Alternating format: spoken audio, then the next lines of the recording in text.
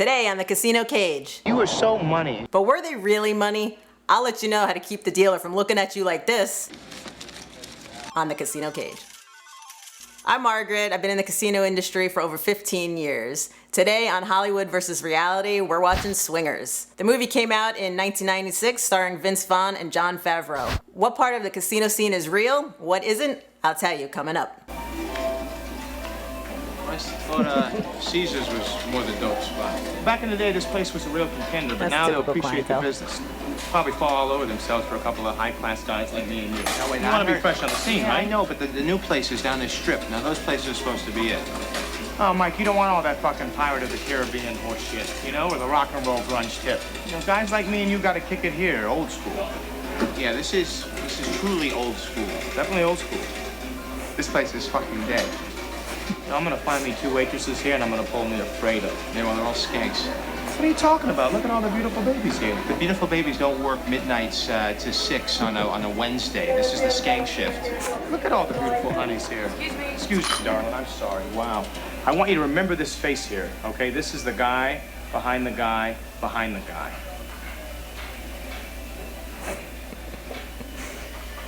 Nah, that's not accurate. They couldn't put people on certain shifts based on their looks. It would be a major HR issue. Usually the new people get the overnight and late shifts. Will you stop making fun, all right? Now, the trick is that we got to look like we don't need this shit, and then they give us the shit for free. Right. Well, you know, I think you look great, man, and I think I'm looking like the money, like the bomb, right? All right, stop. See that table? That's where we make our scene. You think they notice me and you? Oh, they're going to notice me and you, because they're watching. Nah, none of us really care how you're dressed. Some of our biggest players come in looking like they're homeless, so you would never know it. Tuxedo, if you're in a ball gown with a crown, jewels, whatever. That's not how you're gonna get stuff for free. It's all based on the money you're putting on the table or the money you're putting in the slot machines. That's the bottom line.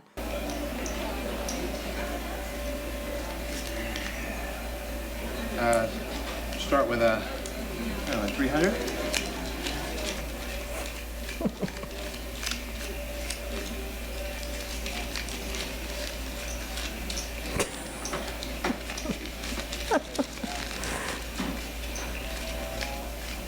I can count that for you. On the table. Excuse me? You have to lay it on the table.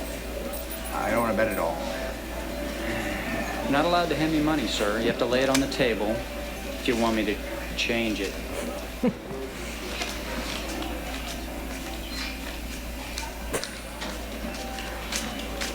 Change in 300.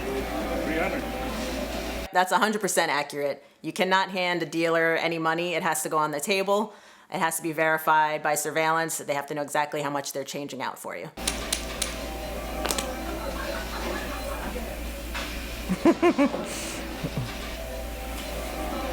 Do you have anything smaller? Yes, as a matter of fact, I do, but this happens to be a $100 minimum bet table. Perhaps you'd be more comfortable at one of our lower stakes tables. Stop wonder. Just like There you go. No, that's not 100% accurate. A dealer is not going to necessarily suggest a lower stakes table and insult the player. But if a guest is asking questions about, the limits of a table or it's a reserve table, they may suggest a different table in that way.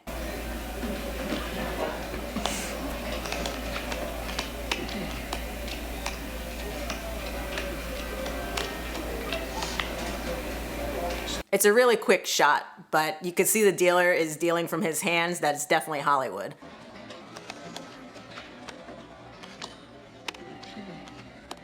Surveillance would have a field day trying to pick out the cards from a dealer's hand if he was really hand dealing like that. So no, it has to come from a shoe where surveillance has a clear picture of the cards being dealt. Double down. What? Got an 11. You always double down on 11. I know, but it's $200. It's blood money. Mike, you gotta double down. I can't double down. Mike, if you don't look like you know what you're doing, then what's wrong? Shut up. I don't look like you know what you're doing. For a second. Double down. Mike, I'm telling you, if you don't look like you know what you're doing, I'm telling you, You make it look at me. How do Double you down. It's nice. 18, good. 18's good.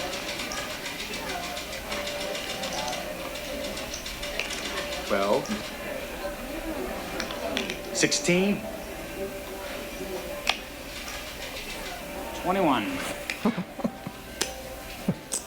Having somebody help you out on the table, your friends or another player on the table, that's completely normal as long as you're not involving an electronic device or anything like that. And if you want to check out another movie where a player was getting help, check out my Hollywood versus reality of Rain Man. Click right up here. I'm telling you, baby, you always double down on the left. Yeah, well, obviously not always. Always, baby. You're saying not in this particular case.